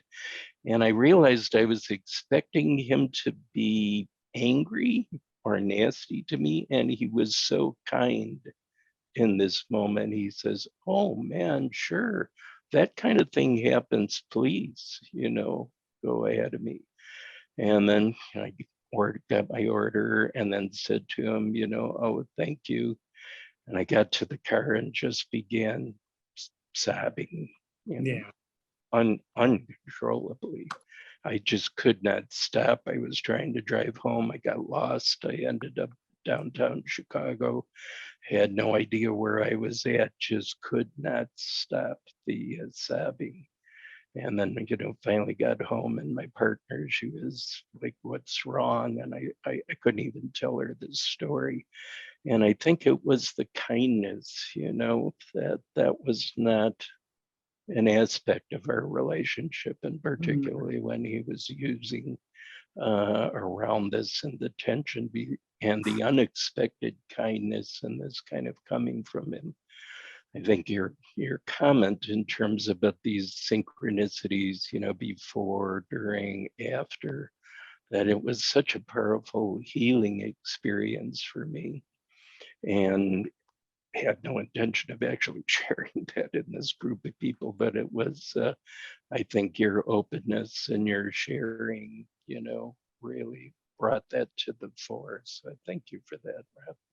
Well, that's a good example, I think, of some of those aspects, you know, like it's not like you walked into your therapy experience, your therapy session saying, I need to do some processing around my son's grief. Like there you are living your life, but there's this emotional fullness about it, of course, that you're carrying around, that the synchronistic event, without your willing it or intending it or looking for it, sort of pops the bubble and it moved you along to a deeper experience that you needed to have of releasing some of what you were carrying, right? And I think that's what Jung is sort of pointing out frequently, and that's what I talk about, certainly what I work about, is sort of like, how do these synchronistic events, you know, in this sense, sort of seeing a ghost, you know, seeing his doppelganger, seeing his double kind of right there in front of you at the most unlikely place, at the most unlikely time, you know, has this almost narrative perfection to it. You know, it helps you drop down into feeling the fullness of your grief in order to continue moving on. So I think it's a really, you know, this is why I like talking about synchronicity in general, but specifically this topic. I'm always so awestruck, really, by kind of the way in which, without our intending to, these events actually help us move past some of the most difficult times that any of us really experience, like you or I, when we lose a loved one. Yeah. Thanks for sharing that. Thank you. Yeah, it does. Yeah, I have a thought and then a comment that I'd like Rob to respond to. First of all, Rob, thank you very much for sharing your stories. Sometimes these conversations can become a little sterile, but there's blood in the water in your discussion, and I'm deeply touched by what you've had to say. And maybe it's because it's been 10 years, but I don't think it explains all of it. I have this deep feeling that when you talk, I feel a lot of grace, and maybe it's synchronicity that allows for grace. Right? It allows for connections. It allows for networking in ways that you can't get through linear time. So I just wanted to thank you for that. And now what I want to do is pick up on what Dana has deployed at the beginning of it. He talked about how 1 million people have passed away, right? So he's made it what Gus referred to as a world soul issue, right? And my understanding of the liminal from a psychological and anthropological perspective is just simply some of what you said. It is to be on the precipice of something new, that you're not quite there yet, but you haven't quite reached that new state. Can we think of the pandemic, the world's turn to the right, the increase in suicide is not just this darkness, but the emergence of something new. What Amy Marie Martin talks about is emergent knowledge and emergent strategies. And the reason I'm bringing this up is because it seems to me that the way you discuss synchronicity is exactly the way the new physics is discussing the notion of the universe. It's not merely that an atom can be a particle or a wave. It's more distinctly, as Bohm talks about it, that you can't even see them outside of relationality, that there is no distinct, right? There's this radical relationality. And Jung, in my view, gets to that when he talks about the rhizome, this deep connection of the rhizome to human life. And most of, instead of the single root, you have multiple roots. So maybe what's going on here is not causality, which can be useful, but the notion of network and connections that make certain connections more likely than others. It's not causality, but it creates a condition of possibility. And when I hear your lectures, and not only this, but I've kind of listened to some others, I always have this sense of possibility. So can we actually think of, and it's difficult to think of this pandemic as actually bringing forth something new that we need to wait for or engage?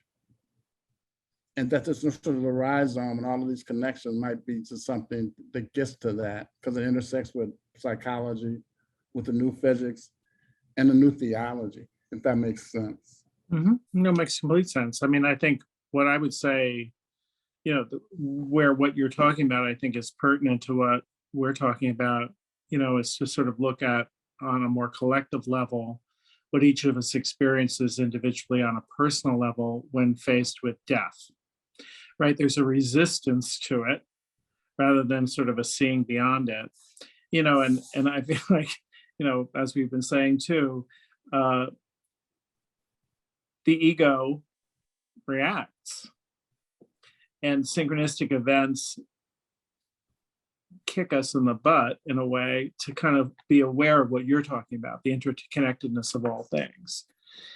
And that's it. I think, that's what we're faced with individually, sometimes aided, through premonitions or through preparation to kind of let go.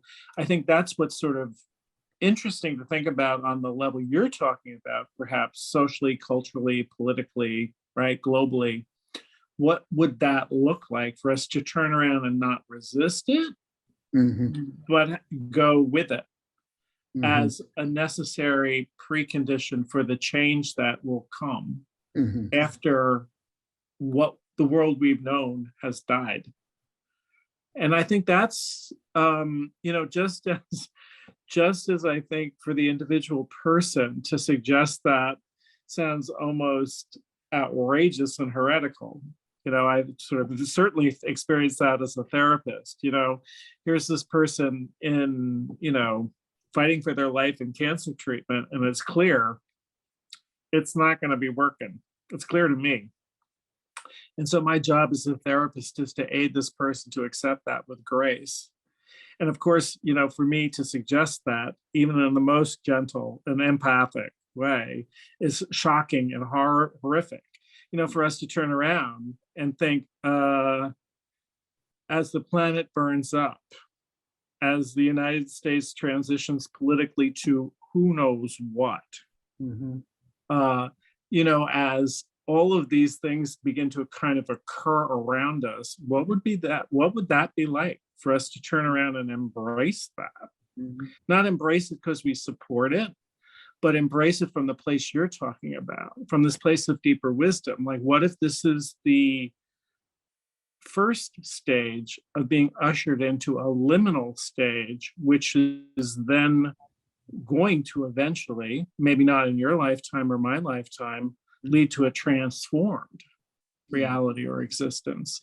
That's it. I mean, I think, as a Christian, as a Catholic, I think that's kind of the way we understand the crucifixion as a symbol. We sort of see Jesus in my particular religious tradition sort of embraces that as the doorway into transformation. And certainly that symbol sits on a bunch of different other religious traditions too, that have very similar kinds of import. But, when you think about being audacious enough, the way you are suggesting, for us to turn around and look at the current social, political, and cultural situation through that lens, then we hit exactly what you hit on an individual level. No one wants to die,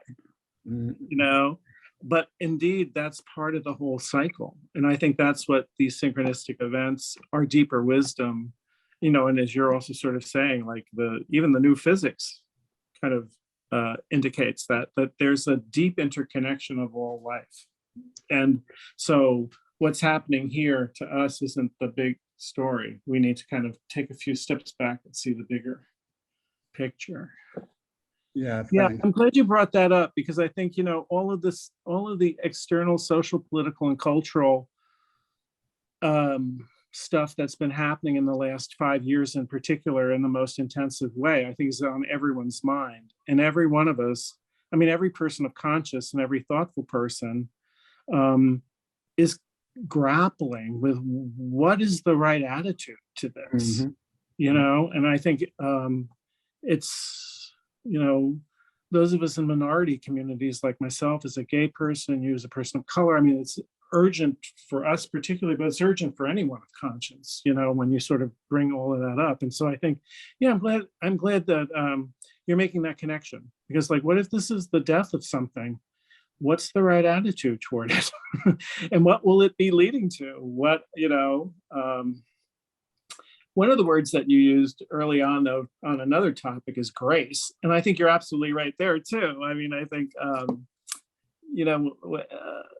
synchronicity is the place where grace breaks in. Grace is what's transcendent, beyond us. Certainly, there's an element of grace in the story we just heard, seeing kind of the twin of someone's son, and sort of deep in grief, or, certain kind of grace and being given a piece of knowledge about someone so that you can make a connection. But yeah, that's absolutely the way, that's the right word, grace in both senses. Thanks, Rob. Appreciate it. Thanks, Vorris. Thank you.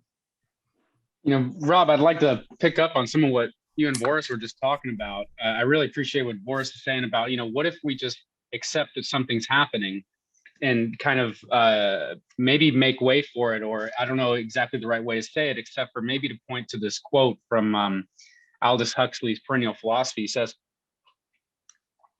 the path to passive or infused contemplation is so hard for many, so painful a passage through successive simultaneous dark nights in which the pilgrim must die to the life of sense as an end in itself, to the life of private and even traditionally hallowed thinking and believing, and finally to the deep source of ignorance and evil, the life of the separate individualized will. And we've heard it said in the Jungian world that the death of the ego, or the self, is experienced in the wake of the death of the ego. And we think about the ego as this causally focused consciousness, and now you're talking about the way that when around death, or maybe even just around transformation and change, which may be always categorized by some type of death of the old, death of an old ego. So could it be that it's this death, it's this knocking out of this consciousness that limits and governs acausal activity, as though the ego or the will is limiting the acausal potential and interconnectivity of the deep self. And then if that happens, I wonder too, you're talking about this on a collective level where we're connected collectively, and there we experience it in these moments when we get out of the way. And it makes me think about something we had. Jeff Kripal came to Pacifica and spoke about the Mothman prophecies. And he talked about there as an example is a death where instead of just one person dying and then having these synchronicities that lead to acceptance and the resolution of trauma, maybe even precognitive type of, or early on ripples ahead of time. And his suggestion is that much death, which, by the way, the Mothman prophecies, for those who don't know, are all around the biggest bridge collapse and the largest loss of life to a bridge collapse in history, or at least in American history. And so what he's suggesting is that all these weird things that happen leading up to it are mass synchronicities around gargantuan experiences of death and this huge unlocking of acausal, atemporal experience. So I don't know, I wonder if you'd respond to any of that, especially the idea that there might be the unlocking of the ego, or getting the ego out of the way, is partially that death is what allows these synchronicities to happen. And two, if you think that can happen in a large collective level, like what you two are getting into in a cultural transformation. To take the second one first, I think it's been something that I've thought a great deal about, I think, in the last 5 years. I think because as it sort of becomes clear, that there are, I think anyone who's knowledgeable of history sees the signs of the times here in the United States. There's no question in my mind that representative democracies fail and autocratic societies take their place. It's happened all throughout history. And to continue that process further, autocratic governments and societies fail and people transform them from the inside continually as well, right? They don't last forever either, so life is impermanent. And so this is where I think to myself, I can't help, because of who I am and what I do, to use the individual lens on the more collective situation, And I frequently said, I'm like, people die, like people have cancer, they die, countries die, civilizations, societies, governments, they pass away. That's what happens.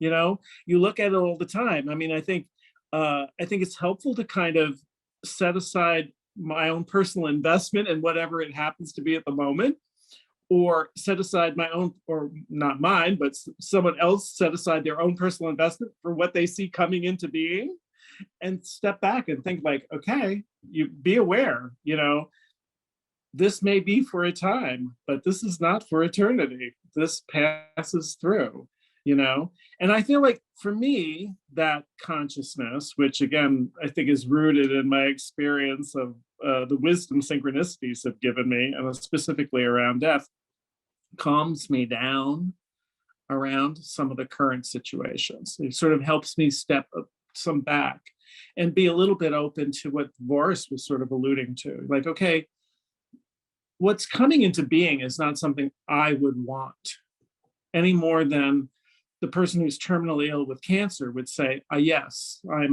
I want to die. I don't want to die. I don't want to go. I'm resisting this. And yet it is going to happen. So now let's look past that. What's past that?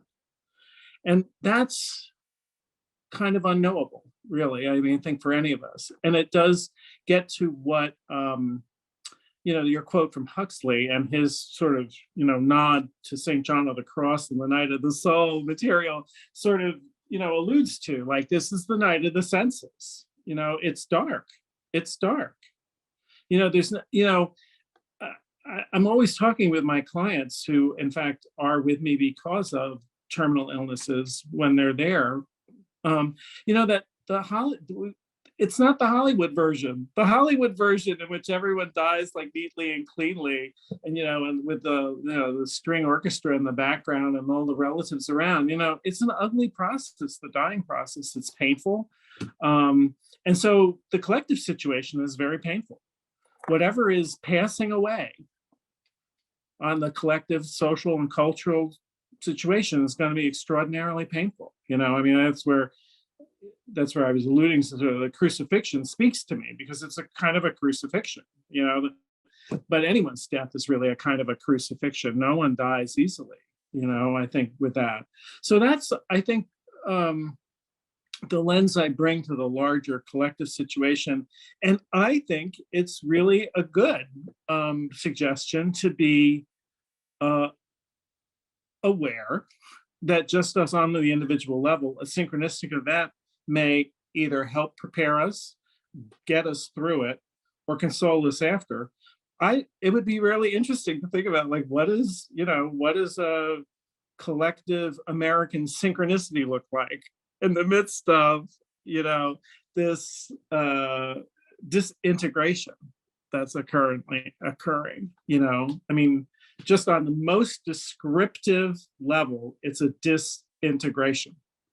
You know, you see this, the polarities, the regional differences, the political differences, the cultural religious differences. There is a disintegration. There's not a will to integrate. It's come apart. And it's going to continue to further come apart. What kind of a synchronistic event would happen, you know, just to speak as an American for a moment, like what kind of an event would happen to the United States as a whole? You know, meteor strike, natural disaster, you know, these are the sorts of things that I encounter on an individual level when a synchronistic event brings someone through a process they're resisting. It's often the worst thing that they ever thought could happen to them is actually the best thing that ever happened to them. When they look at it retrospectively, I'll just say, that's not how it feels at the time. But, you know, how it feels at the time is, oh my God, you know, my life is coming apart. But when they look back, they're just like, yeah, being fired from that job, you know, going through that illness, I never would be where I am now. You know, that's again, retrospectively, but I will say, that's predicated on you surviving the experience. You only have that wisdom if you've survived it. And I don't know, the jury's out on whether or not we're going to survive this. So that's what else to say there. I'm not, you know, question. The first Better part with the jury than the judges. The jury and the judges, God bless their hearts. But you know what I want you to do, because this is good, we're almost at the end. I want you to read that Huxley quote again, but I want you to read it more slowly because it's dense and beautiful. And it'd be a All right, I'll perfect do that. way to move toward the end of this, because I think it is so right on. And I was just like, And oh, I will. he rushed through that. Don't rush through that. I want to hear it in all its beauty. Okay, then I will reread it. Thank you for that invitation.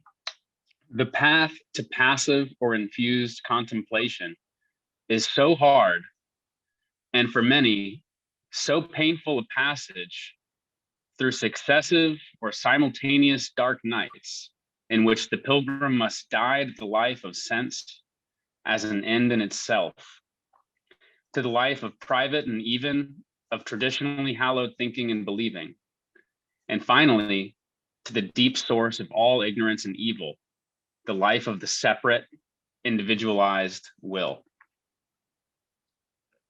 Does it get any more apt? I don't think it gets any more apt, and it's so Jungian, there's this way in which we have to get to the source of evil and look at it. And, as Hopcke is saying, and it's pertinent to our conversation today, one element of that evil is this illusion of separateness, right? That we're somehow separate. And that's what synchronistic events remind us is not true. We are not separate. On some base level, we're connected. And I've said it in various ways and experienced it. And the other members of the panel have spoken so eloquently to that tonight, right?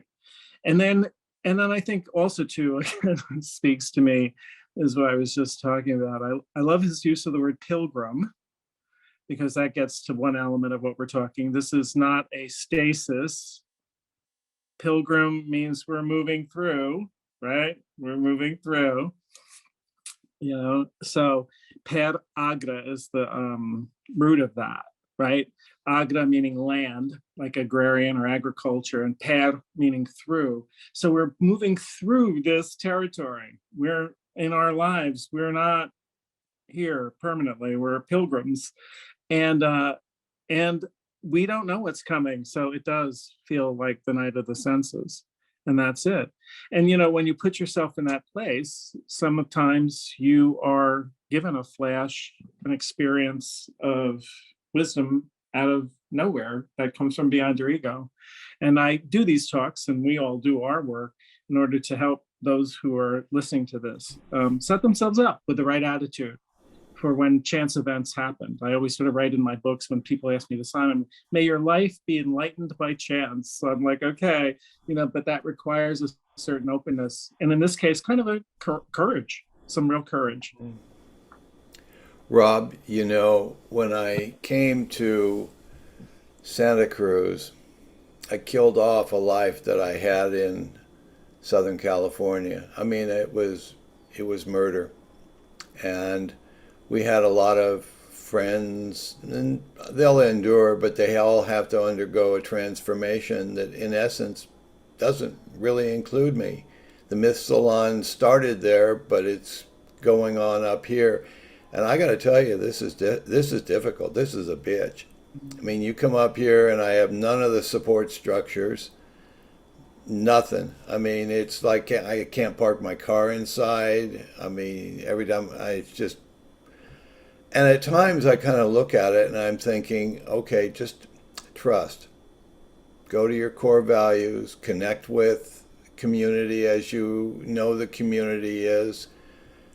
Think of, we did in another group that I participate in, we had a Tao Te Ching video this morning on oneness. It was number 7. And I just trust this is going to somehow emerge. We're all together. We're going to make it. I don't know what it's going to be, but I look for the synchronicities that you bring out, and I love you, man. I really do. I really think that you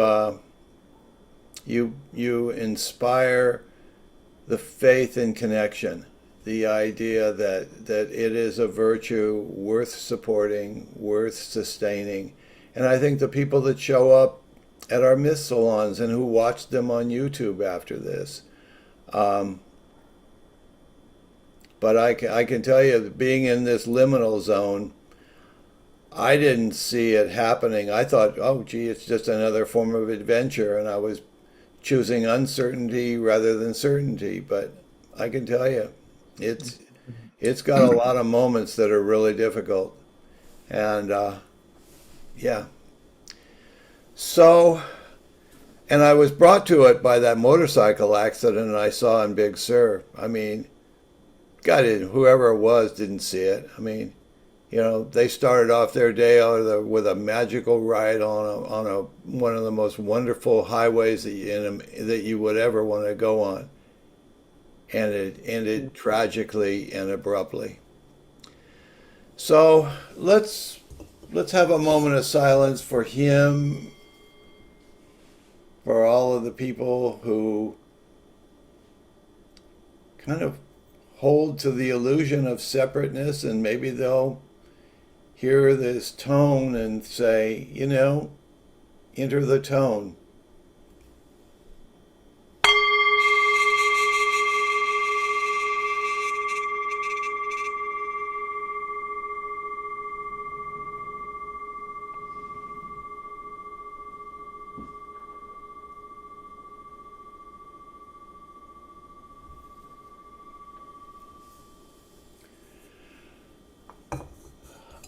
I really thank you, Rob. You know, you're a beautiful soul, and all of my friends that show up when I ask them to, you know, Dyane, Vorris, of course, Will, Gus, Dennis, oh man, Connie, Glenn. Let's go forth. Thank you all. It's been a wonderful Myth Salon. Thank you, Rob. Thank Thank you, you. Rob. Thank you all. Thank you, Thank you, Rob. everybody. Thank you. Great to be everybody. connected with all of you. Good seeing all of you again. Take care. All Thanks. right. Thank you, Rob. Have a Good night. Really rich, really rich.